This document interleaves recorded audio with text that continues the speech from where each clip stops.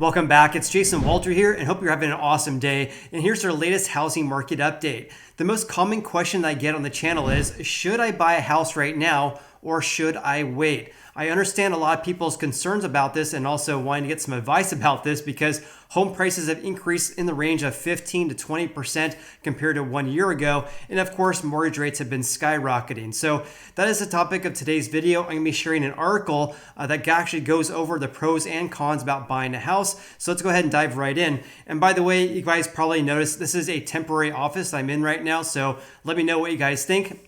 I'm also recording on my iPhone in cinematic mode, so that's why the background looks blurry. So, comment below if you like the looks of this studio here, and let's go ahead and dive right into the video. So this is according to the mortgagereports.com. They say, don't wait for home prices to drop in 2022. I have some thoughts regarding this as well, so I'm going to give you my personal opinion as well here. It says the prices of houses have risen significantly over the past few years. Many hopeful buyers, especially those on tighter budgets, are eager to learn if and when home prices may become more affordable. Of course, a lot of you have been asking, will the increase in mortgage rates cause a housing market crash? I get this common question a lot, and also a lot of comments with people saying, I can't wait for houses to be 50% less later this year.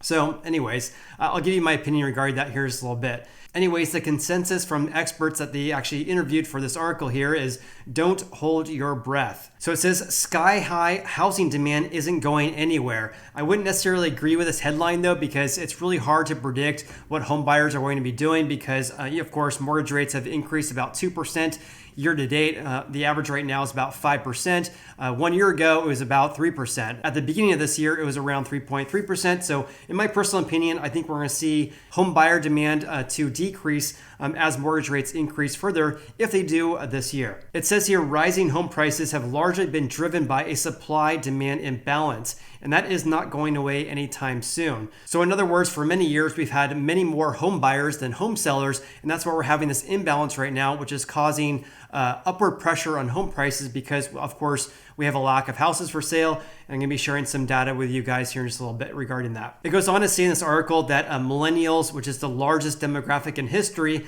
will turn 33 this year, the peak age when most home buyers purchase their first houses. So in other words, they say we're going to be seeing additional demand from home buyers right now because we're seeing the demographic of millennials entering into the marketplace. It says here, rising mortgage rates are not cooling the market as some have expected. It seems, at least early on during this year, it seems we're seeing a lot of FOMO buying with a lot of people looking to buy a house before mortgage rates increase further. But we'll have to see how that transpires or changes in the next couple of months because rates are at 5%, whereas they were at around 3% at the start of this year. In any case, they say recently mortgage rates have increased and the persistent imbalance between demand and supply has pushed up prices. Of course, we can't have a housing market crash if we have barely any houses listed for sale. I'm going to be sharing some data regarding inventory here in just a little bit. It says here the Fed has made it clear that the number one focus is to get inflation under control, which is at 40-year highs right now. Their best tool to achieve that objective is raising interest rates. This has led some home buyers to double their efforts to secure a home loan before rates get even higher, and in turn, home prices jump further. I would say that, buy when it's right for you. Don't try to time the market. I would say that, home prices could continue to increase. They could decrease. It's anyone's guess because there's so many things beyond our control that affect our housing market. So, for example, we have no idea how many people are going to be listing their houses for sale. And that's a big factor about how supply is going to change this year as well. So in any case, I would say just buy when it's right for you. Don't try to time the market. It goes on to say the following in this report here: why home prices are not likely to drop anytime soon. So they say we have a lack of inventory and current demand to own a house will keep pricing pressure on an upward trend. In addition to this, Wall Street firms have an increasing appetite to add real estate to their portfolios. They basically said that there's more home buyers right now that are competing against a limited amount of houses available for sale and also competing against Wall Street firms as well. In regards to housing inventory, I want to share some stats with you guys so you can see really how low inventory is right now. So this is according to Uncle Fred, the economic data for the St. Louis Fed. They have a great website for housing market stats. The source of this is Realtor.com, and this is housing inventory since March of 2017. So the most recent data we have is for March 2022. Obviously, this is mid-April, so we don't have April's stats out yet. But the housing inventory, according to Realtor.com, the total number of houses available for sale in the entire United States is 381,950 houses in the US that are currently listed for sale. So current levels right now for housing inventory is not too much higher than all-time record lows. So the all-time record low, according to Realtor.com stats, occurred in February 2022 when we had 376,000 houses for sale. But look at the trajectory ever since this pandemic hit. So really back in April, or let's just say in March 2020, we had 1 million houses for sale. Now we have less than half that at 381,950. And back in March of 2019, back before this pandemic started, we had 1.2 million houses for sale. Now again, we have less than 400,000, which is pretty remarkable. So in order to have a more balanced real estate market, and also to have the advantage go to home buyers and not home sellers, we need the months supply to be in the range of 4 to 6 months and not in the range of less than 2 months right now. So right now, according to the latest data we have from the National Association of Realtors, again, this is Fred's website again, I'm gonna call him Uncle Fred. Anyways, for February 2022, the month supply was at 1.7 months. What this basically means is that at the current amount of houses for sale as of the end of February, it would take 1.7 months at the current sales pace to sell all the houses that were listed for sale, assuming no new listings were to hit the market. That's what month supply means. So basically right now we're at 1.7 months for the US right now, and we need this figure to be in the range of 4 to 6 months to have a balanced real estate market, and over 6 months to have an advantage to home buyers, meaning it's going to be a home buyer's market and not a seller's market. So considering that inventory is very near all-time record lows, 1.7 months right now, the all-time record low was actually in January of this year as well at 1.6 months. Very low levels here. I mean, look at 2021. Back in March of 2021, that was obviously a very hot market 1 year ago. We had 2.1 months of supply. Now we only have 1.7 months. Okay, so last graphic I want to share with you guys regarding housing inventory, just to kind of give you an idea about how low it really is compared to the past really 15 years plus. Here's the latest stats we have from the California Association of Realtors. I realize this is only for California, but this is a very similar trend we're seeing in the US as well. So as of February 2022, in California, we have a housing supply of 2 months. Again, we need this number to be over 6 months to have a buyer's market where buyers have the advantage over home sellers. In any case, we're at 2 months right now, which is very near all-time record lows. 1 year ago, we were at 2.1 months. But have a look at the inventory levels over the past really 10 years, really, right? Back in 2011, we had an inventory supply in the range of 4 to 6 months. And then obviously in 2007, 2008, look at that. We had levels above 16 months compared to 2 months right now. So in other words, obviously this is a time right here we had a strong buyer's market where we had a lot more houses listed for sale and a lot fewer home buyers. And so we had advantage home buyers. And so right now we've been seeing this trend downward really ever since 2019, when we're at about 5 months for inventory. So now we're only at 2 months. Obviously, we have a long ways to go before we want to see any housing market crash or any big decreases in home prices, in my personal opinion. So comment below with what you think about this. Okay, let's go back to this report here. It says, will new build homes help inventory? So will new houses help housing inventory in the US? It says, while builders are doing their best to ramp up inventory, the new home industry has been underbuilding for over a decade. Have some stats to share with you regarding this. Of course, I'm going to want to show you Uncle Fred's graph here. This is the total number of housing starts really ever since 1967. So I really want to focus on this part here. So we basically had a bottom of the market where we had total housing starts in the US at under 500,000 units in the US, and now we're at 1.7 million approximately, 1.7 million. But as you can see here, the peak really was in basically 2006 when we had over 2 million housing starts on a seasonally adjusted basis here, but it absolutely plummeted all the way until 2009. But really, when you look at 2007, let's say, all the way until 2017, really had a lack of housing construction during this time period. And so that's why we're seeing a lack of inventory, and that's causing upward price pressure for home prices in the US right now. It goes on to say the following in this article here. As of February 2022, housing starts for the year have increased to 1.769 million, which is the highest since June of 2006. But it will still take a couple of years at this level to bring a meaningful amount of inventory to the market.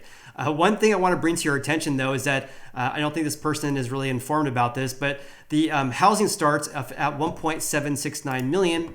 If you go to the U.S. Census Bureau's website, if you follow my YouTube channel, you know where I'm going with this. But housing starts right now, again, 1.769 million. That's what this person's referring to. We have a total housing starts this year at 1.769 million. That's a seasonally adjusted annual rate, though. Also, this is for total housing units. So 1.769 million is the levels we have in February 2022. However, that includes single family houses and also multifamily as well. So obviously, a lot of home buyers are not looking to buy apartment buildings right now. So we really want to look at single family houses. That's really what we care about here, 1 unit buildings. And when you look at that, it's only 1.2 million, an increase of 13.7% compared to 1 year ago, which is obviously a positive sign. However, not nearly as strong as the overall housing starts at 22.3% increase compared to 1 year ago. So the reason why we're seeing this big increase at 1.769 million is due to multifamily units. So right now for multifamily units of 5 units or more, that has increased by 37% compared to 1 year ago. So in other words, we're still seeing a increase in housing starts for single family houses, but it's not nearly as big as what the mainstream media is reporting, because most of the mainstream media is reporting this 1.769 million number and not the 1.2 million number, which in my personal opinion, if we're talking about home buyers, they're looking to buy single family houses more so than not, and not apartment buildings. So kind of a joke there, but I want to bring that to your attention. When you talk about the single family houses, it's probably not the highest since June of 2006. So here's a key question here. What could potentially force home prices down? It says one thing that could slow down or reverse price appreciation would be a continued upward trend of interest rates coupled with a hit to the financial markets. In other words, stock markets to tank as well. On top of this, my personal opinion is that we have to see a big increase in housing supply in order to cause a housing market crash, or in order for home prices to decrease significantly. So it says if mortgage rates settle in above the 5% range and we have a 20% plus pullback in the financial markets, that could cause a drag on home appreciation. This would result in borrowers having less purchasing power, which could cool demand for houses. It says this pandemic will also play a role in the future of home prices as well. Many baby boomers have large equity positions in their houses, but choose not to move during the pandemic. If this changes and they begin to downsize, it could add new inventory to the market. In my personal opinion, though, I don't think we're going to see a big increase of people listing their houses for sale, because a lot of people have mortgage rates of less than 3%. So why would they sell their house and move to a new house where their mortgage rates are going to be basically doubling compared to what they personally have right now? So I don't really foresee a big increase in supply from existing homeowners unless people are looking to move to more affordable areas, or they really don't care about the big increase in their payments. It goes on to say the following in this article here. The Fed's increase in rates has lit a fire under many buyers. Many are now more determined than ever to not get their offers beaten again, because they know the Fed will increase rates again. So over the rest of the year, I expect home prices to remain as hot as they have been. Time will tell though, because rates have increased greatly and that decreases buyers' purchasing power. So we'll have to see if that actually comes to fruition. So here are their home price predictions for 2022. The National Association of Realtors chief economist had this to say: I don't expect to see a repeat of last year's double-digit price increases. Home price gains will slow down, mainly due to rising mortgage rates and more homes entering the market later this year. She expects home prices to increase approximately 5 to 6% in 2022. Another person stated the following: I expect home prices to rise throughout most of 2022 and begin to stabilize late in the year. However, others are more pessimistic about our housing market this year. So one person said, I expect home prices to rise on average up 10% this year. Some markets will see lower appreciation rates, while others will see much higher appreciation rates. So I always say that every housing market is different. In general, when I talk about home prices and the housing market stats across the nation, I'm talking about the averages across the entire nation. So some markets do better than others, and also every market is different. It goes on to say the following in this article here. Based on the Fed's aggressive plan to get inflation under control, which again is at 40-year highs, I could see their policy causing the economy to slow down and maybe heading us towards a recession by the end of the year. So should you buy a house right now, or should you wait things out? Here's what one realtor had to say. He said, if you are looking to improve your living situation by purchasing a new home and plan on being there for years to come, then it makes sense to make a move in 2022 if you can afford it and can count on a reliable job and income. In my personal opinion, you only should buy a house, whether it's this year or 10 years from now, if you have long-term time horizons, meaning you do not plan to sell the house for at least 7 to 10 plus years, because it's really anyone's guess what the housing market's going to be like in 3 to 5 years. So I would highly recommend to have long-term time horizons. And also I would add to this is that to make sure you have an emergency fund, don't spend all your money on a down payment and closing costs to buy a house. Make sure you have money for a rainy day. On top of this, I do not recommend trying to time the market either. And this person had this to say, you never can time the market perfectly. If the home you are looking at meets you and your family's needs and is not going to overextend your means financially, then pull the trigger. And to conclude this article here, it says home buying is always a personal decision. Whether you should buy in 2022 depends on your financial situation and the local housing market where you live. So comment below with your biggest takeaways from today's video. Also, let me know what you guys think about the cinematic mode where the background's a little bit blurred. Also, if you got any value out of today's video, then please hit the like button. I greatly appreciate that. Also, consider subscribing if you haven't done so already. Hope you have an awesome day. Look forward to seeing you on the next video.